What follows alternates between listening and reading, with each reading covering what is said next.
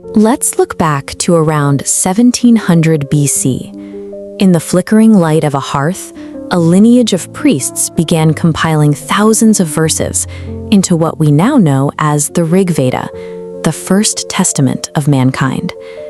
For millennia, these verses weren't written down. They survived through a physical architecture of sound, using complex recitation techniques taught from childhood. Every syllable was preserved through precise tonal accents and speech combinations that kept the text intact across millennia.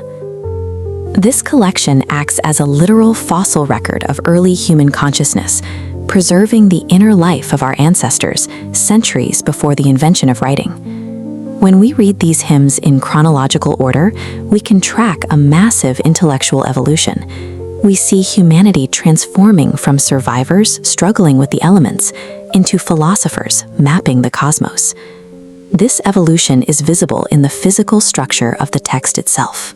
The Rig Veda is organized into 10 distinct books called mandalas, but the chronology isn't linear.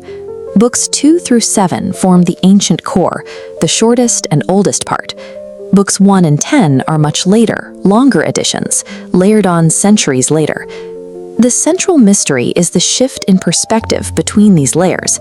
How did the people singing to storms in the ancient core eventually become the thinkers of Book 10, questioning the very fabric of reality? To understand this leap, we first have to understand how our ancestors used language. 19th century linguists like Max Muller argued that early humans relied on poetic metaphor to make the world manageable. Faced with terrifying, abstract natural forces, they used figurative language to make the environment feel concrete. By assigning human genders, motives, and narratives to these forces, early society created a framework for understanding. Over time, these personifications hardened into the literal gods of polytheistic mythology. The very first word of the Rig Veda is Agni, fire. He was personified as the priest of the gods, the bright messenger who served as the bridge between humans and the divine. Then there is the storm, personified as the warrior, Indra. He is invoked to wield the thunderbolt, slay the drought demon, and release the rain that meant the difference between life and death. These early gods were not primitive superstitions. They were humanity's first rational framework for interacting with a chaotic and unpredictable world.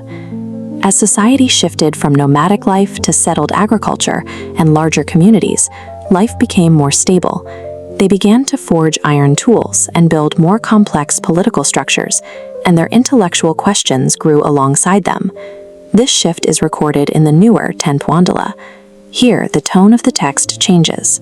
The hymns move away from simply praising the elements and toward profound existential doubt. We see this in the Nasadiya Sukta, the hymn of creation. It famously questions the origin of the universe through a paradox. Not the non-existent existed, nor did the existent exist then. The hymn explores a universe emerging from a primordial void, governed not by the whims of a storm god, but by a new concept, Rita, the underlying cosmic order. In the fossil record of these hymns, we see human thought graduating from transactional survival into the search for universal truth. This evolution arrives at its final chronological layer in the Upanishads.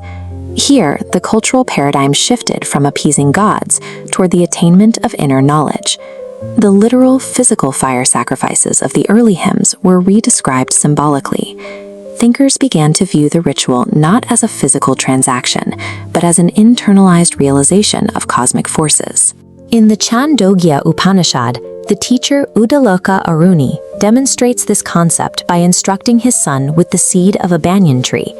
Just as a massive banyan tree exists invisibly within a tiny seed, a single essential entity separates itself to produce all visible things. This essence, called Sat, is the underlying basis of everything. At death, every element returns to this source. The early poetic metaphors of fire and storm were essential conceptual stepping stones. They provided the language that allowed humanity to finally realize that nature, the cosmos, and humans themselves are all expressions of the exact same subtle essence.